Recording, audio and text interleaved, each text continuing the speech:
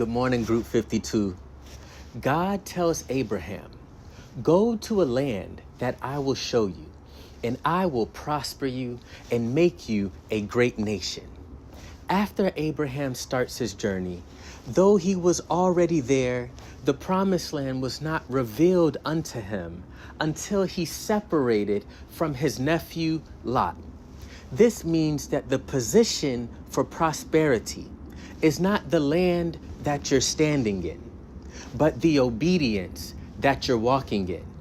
So as we approach the end of the year, think back to the goals you set out for this year. Have you achieved them? If not, do your best to remember every prophetic word you were given, every ounce of direction you received in prayer. And if you have not been obedient, snap back in line and walk with what God told you before it's too late. Thank you, Group 52. God bless you and have the best week of your life.